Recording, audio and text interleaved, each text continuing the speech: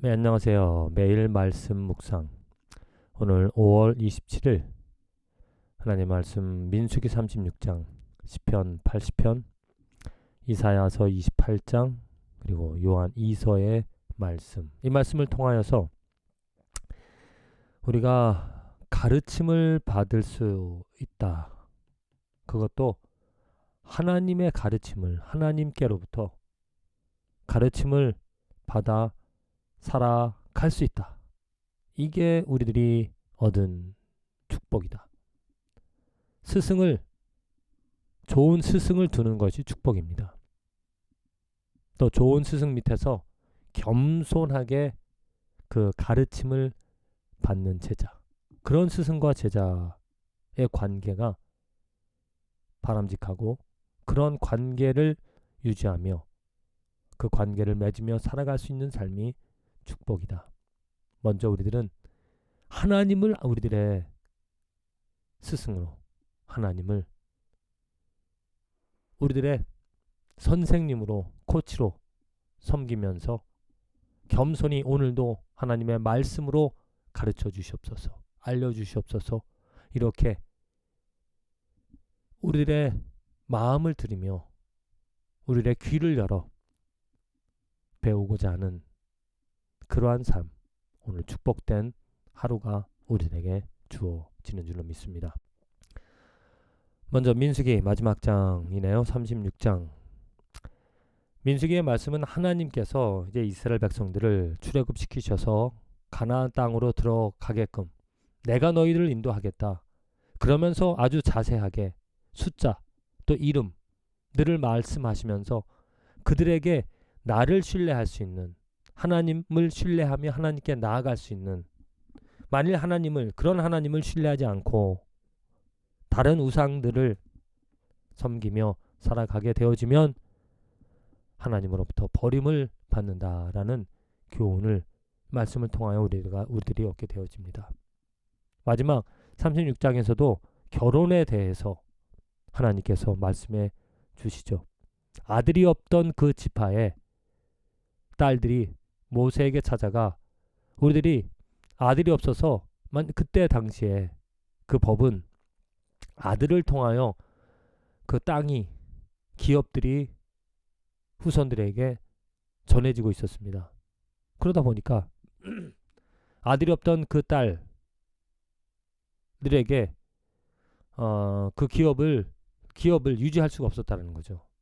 그런데 하나님께서 모세를 통하여 그들에게 너희들도 결혼하여서 그러니까 가문 안에서 결혼함으로 인하여서 그 기업을 유지할 수 있도록 하나님이 은혜를 베풀어 주십니다.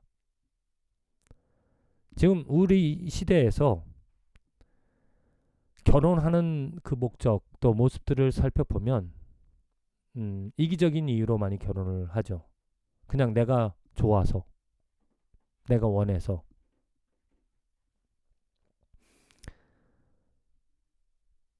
그런 이기적인, 그러니까 가르침을 받지 못하고, 만약 부모님으로부터 지금 성경 말씀을 통하여 지금 이스라엘 백성들은 하나님으로부터 모세를 통하여 이 결혼에 대한 어떤 법을 받고 있는 것이죠. 그런 가르침이 있다는 겁니다. 그런 가르침이 있기 때문에 축복이라는 거죠.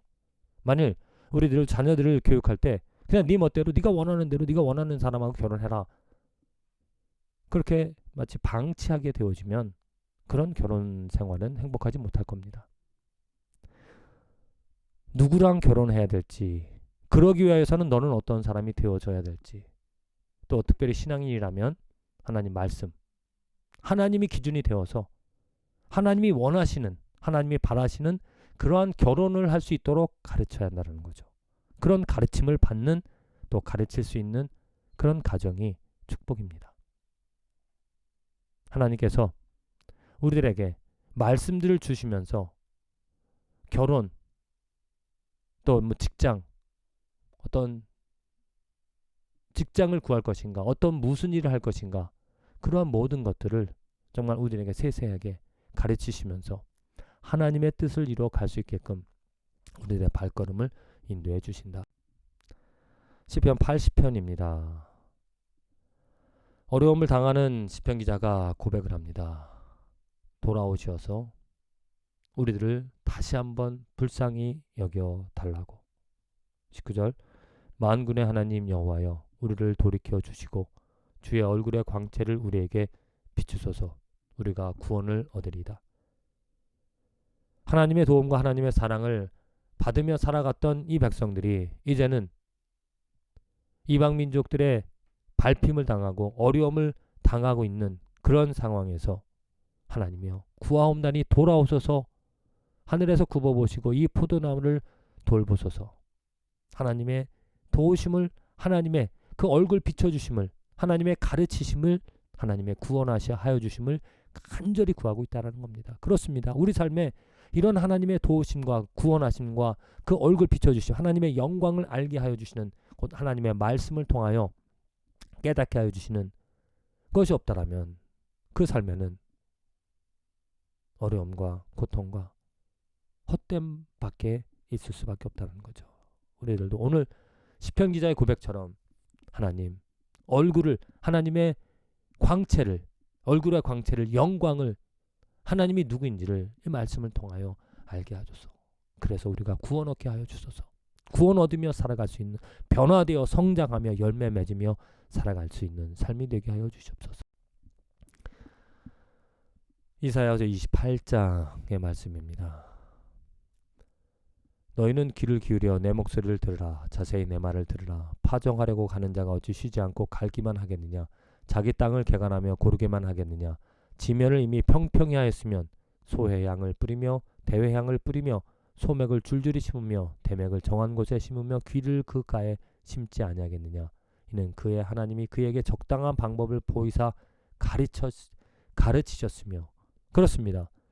이스라엘 백성들이 그렇게 지혜를 가지고 그렇게 농사를, 또 농사뿐만이 아니고 그 삶에서 이스라엘 백성들의 그 위대함을, 이스라엘 백성들의 번창함을, 강함을 보여줄 수 있었던 이유가 하나님께서 가르쳐 주셨기 때문이죠.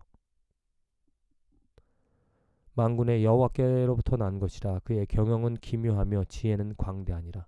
지혜로우신, 지혜가 광명하신 그 하나님께서 이스라엘 백성들을 가르쳐 주셨기에, 그들에게 모략을 주시고 지혜를 주셨기 때문에 그들은 이러한 역사를 이루며 살아갈 수 있었던 것입니다. 오늘 우리의 삶에서도 우리들이 만일 그 하나님의 지혜와 모략을, 이 말씀을 통하여 얻고 깨달아 살아간다면 정말 우리들의 삶에는 풍성한 하나님의 영광이, 하나님의 의가 가득한 삶이 되어질 수 있겠죠.